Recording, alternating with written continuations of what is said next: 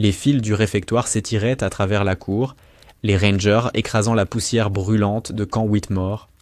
La chaleur alourdissait les esprits, les nerfs étaient à vif, et les plaisanteries claquaient plus acérées que d'ordinaire. La caporale, de première classe Lydia Marlowe, patientait comme les autres, manches retroussées juste au-dessus du poignet. Ce petit détail suffisait. Le papillon tatoué sur son avant-bras attira aussitôt l'œil d'un groupe d'infantristes derrière elle. L'un ricana, assez fort pour que ses camarades entendent. « Alors, elle va battre des ailes contre l'ennemi ?» Les rires fusèrent, une vague d'amusement à ses dépens. Lydia ne broncha pas. Elle ne se retourna pas. Son regard resta fixé droit devant, son M4 serré contre elle. Le silence demeurait sa seule armure. Ils pensèrent la connaître. Ils se trompaient. Avant d'entrer dans le vif du récit, dites-nous en commentaire d'où vous nous suivez, mettez un pouce bleu et abonnez-vous pour ne rien manquer des prochaines histoires. Lydia Marlowe, 28 ans, servait à la section logistique de Camp Whitmore. Son quotidien n'était ni les rafales, ni les raids nocturnes, mais les bordereaux, les inventaires et les piles interminables de rapports. Tandis que d'autres s'entraînaient au combat, elle s'assurait qu'ils disposent de l'équipement pour survivre. Chaque matin, elle arrivait avant l'aube, bottes lustrées comme un miroir. Son lit était impeccable, ses dossiers irréprochables. Jamais une plainte, jamais un éclat de voix. Si une caisse manquait, Lydia la retrouvait. Si un rapport était attendu, il était déjà prêt la veille. Aux yeux de l'infanterie, pourtant, rien de tout cela ne comptait. Pour eux, elle n'était pas une combattante, pas une vraie militaire, juste une gratte-papier de l'intendance, une silhouette discrète qu'on oubliait sans même y penser. Le contraste sautait aux yeux. Les hommes qui la raillaient étaient ratés bruyants, hâbleurs, convaincus que la valeur se mesurait aux ampoules des mains et aux écussons de combat. Lydia, elle, incarnait l'inverse, calme, mesurée, modeste. Elle ne se vantait jamais, n'opposait aucune réplique au sarcasme. Elle les encaissait, simplement.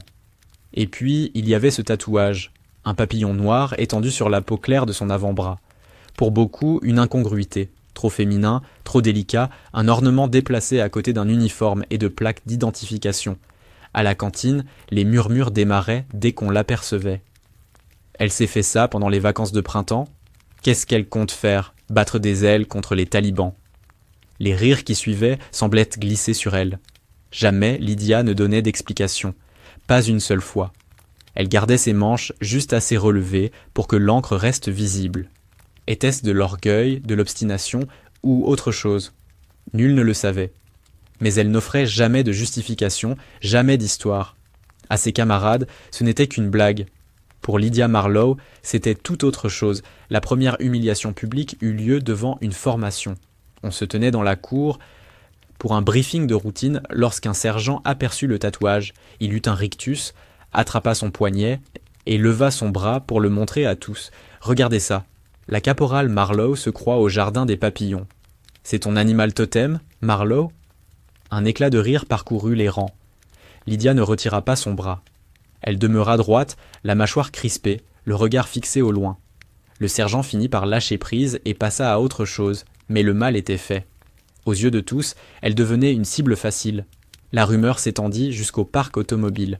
Un après-midi brûlant, 2 soldats accoudés à un Humvee, cigarette au coin des lèvres, la regardèrent passer avec son clipboard.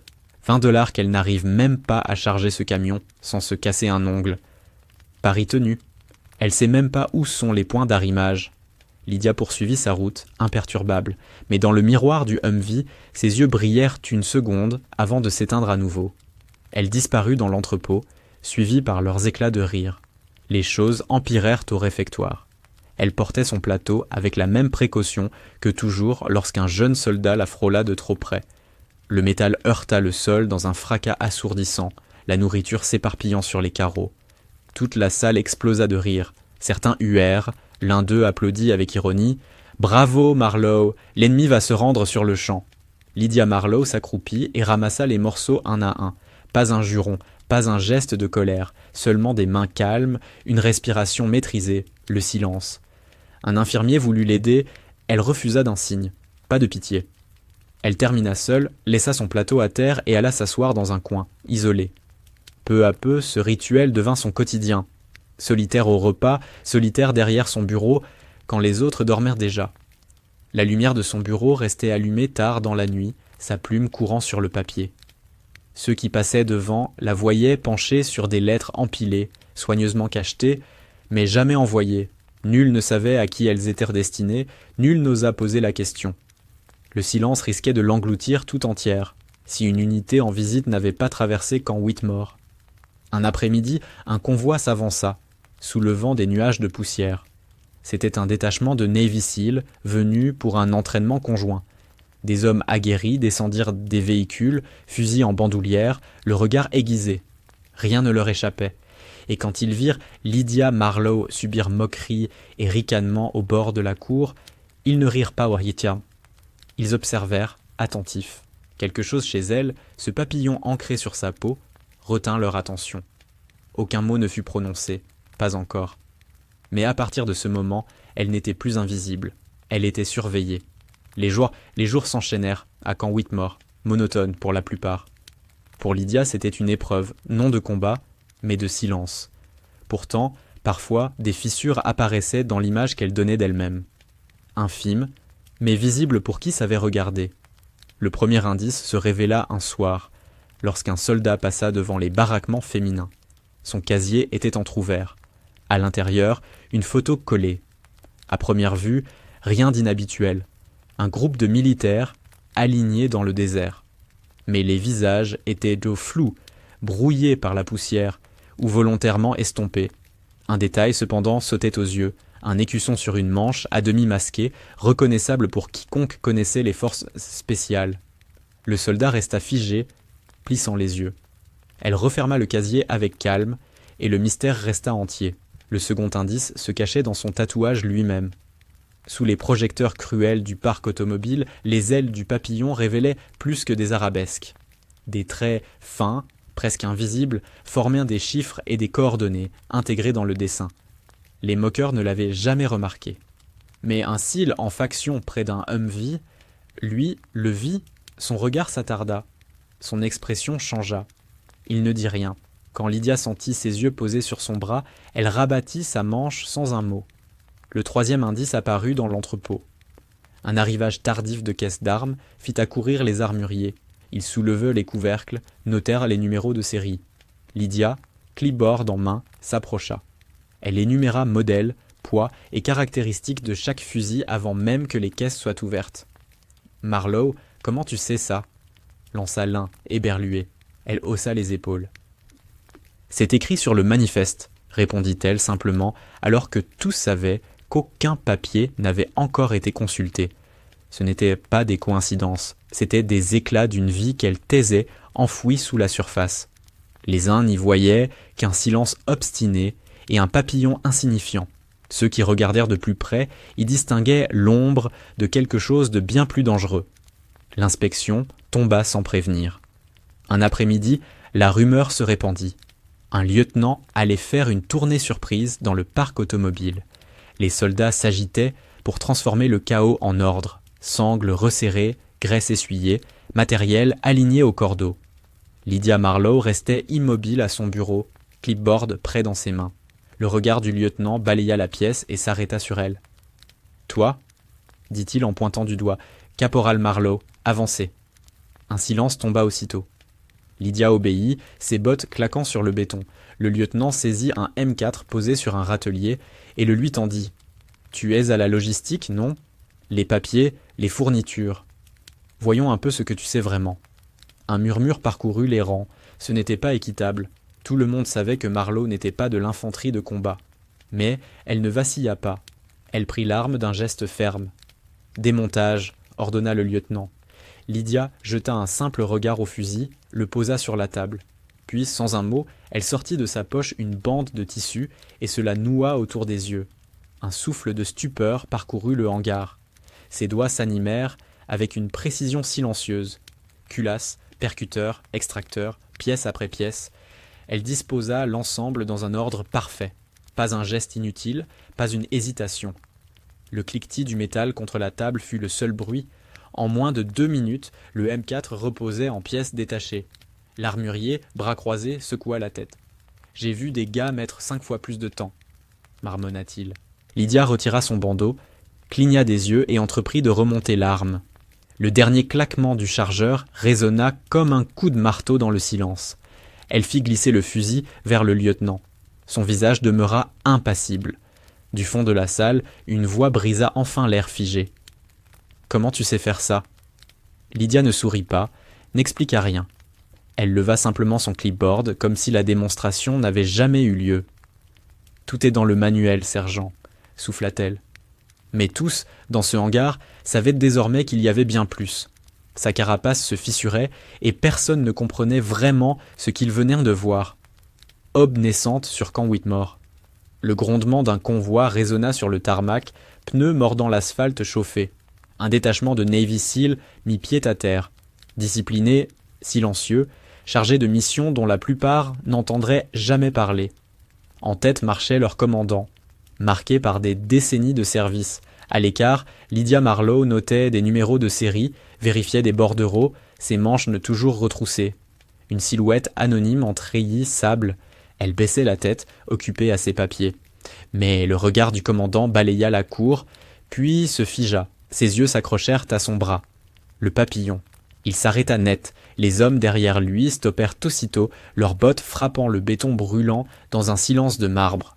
Le commandant avança lentement, chaque pas mesuré, comme s'il doutait de ce qu'il voyait. Lydia leva les yeux, surprise, mais resta immobile. Ses doigts se crispèrent sur son clipboard. Sans un mot, l'officier redressa les épaules et leva la main pour un salut impeccable. L'air se chargea aussitôt. Les soldats alentour se figèrent, les gestes suspendus. Un murmure traversa les rangs.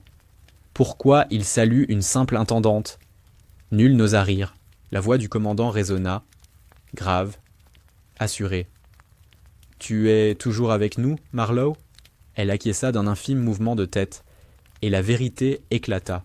Lydia Marlowe n'était pas une simple secrétaire de l'intendance.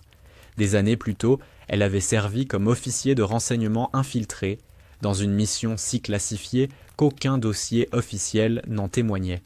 Son indicatif n'avait jamais été prononcé. Son tatouage n'était pas une fantaisie. L'encre du papillon était un signe connu seulement d'une poignée d'hommes encore vivants, survivants d'une opération où les informations de Marlowe avaient sauvé des dizaines de SEAL d'une mort certaine. Ce symbole n'était porté qu'en silence par ceux qui étaient du revenu. Et le commandant, debout devant elle, en faisait partie. Il maintint son salut, et pour la première fois depuis son arrivée à Camp Whitmore, chaque voix moqueuse se tut. Le geste demeura suspendu, un instant tendu d'une solennité irréductible. Puis le commandant abaissa la main et se tourna vers la troupe rassemblée. Sa voix, posée, chargée de souvenirs, « Vous croyez qu'elle n'est qu'une gratte-papier ? Vous pensez que ce tatouage est une blague ?» Pas une réponse, pas un souffle. Le commandant balaya la formation du regard. Il y a des années, dans une vallée dont vous n'entendrez jamais le nom, nous étions piégés, inférieurs en nombre, encerclés, à 2 doigts d'être anéantis. Si je suis ici, si l'un d'entre nous a survécu, c'est grâce à elle. Il désigna Lydia. Elle resta figée, partagée entre l'humilité et la crainte, son clipboard serré contre sa poitrine. Elle n'avait pas tiré de fusil, n'avait pas traîné un camarade blessé, mais les données qu'elle avait transmises, la route qu'elle avait découverte, le code qu'elle avait percé, l'appel qu'elle avait passé dans l'ombre, avaient changé l'issue. Mes hommes ont survécu grâce à elle. Un silence encore plus dense s'abattit sur la cour. Ceux qui s'étaient moqués d'elle au réfectoire baissèrent les yeux, la honte dans le regard. Le commandant fit un pas vers Lydia Marlowe. Sa main se leva de nouveau, nette, précise, irréprochable. Cette fois, il ne fut pas seul. Les SEAL derrière lui imitèrent son œil son geste, un par un. Puis les officiers de l'armée. Enfin, les soldats du rang, ceux-là même qui avaient gui de son tatouage. Les bottes claquèrent, les mains se posèrent sur les tempes. L'air vibrait de respect, la gorge de Lydia se serra. Pas un sourire, pas un tremblement.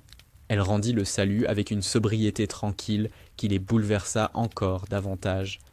L'espace d'un battement de cœur, des guerriers aguerris saluaient la femme qu'ils avaient méprisée.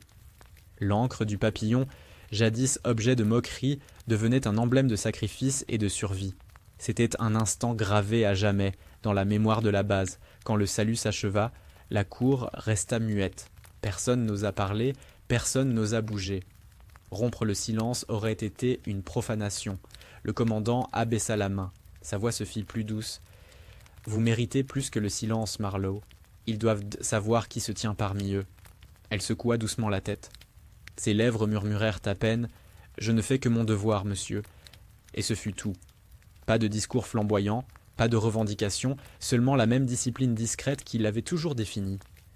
À partir de ce jour, plus personne ne se moqua d'elle, plus un mot léger sur le papillon tatoué à son bras.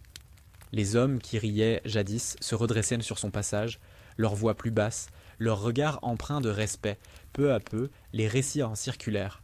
Des murmures de ce qu'elle avait accompli, des fragments de vérité colportés de bouche en bouche. Elle ne confirma jamais, ne démentit pas non plus. Elle n'en avait pas besoin. Lydia Marlowe devint une légende discrète à Camp Whitmore. Non parce qu'elle l'avait cherchée, mais parce que le respect avait fini par la trouver. La morale, la véritable force n'a pas besoin de crier. Parfois, c'est le guerrier le plus silencieux qui porte les cicatrices les plus profondes et les honneurs les plus hauts. Si cette histoire vous a touché, n'oubliez pas de montrer votre soutien. Abonnez-vous pour découvrir d'autres récits militaires et de vétérans. Nous partageons des histoires vraies de courage, de sacrifice et d'honneur. Des histoires qui rappellent la force tranquille de ceux qui servent. D'ici là, restez prudents, restez forts. Et n'oubliez jamais les héros parmi nous.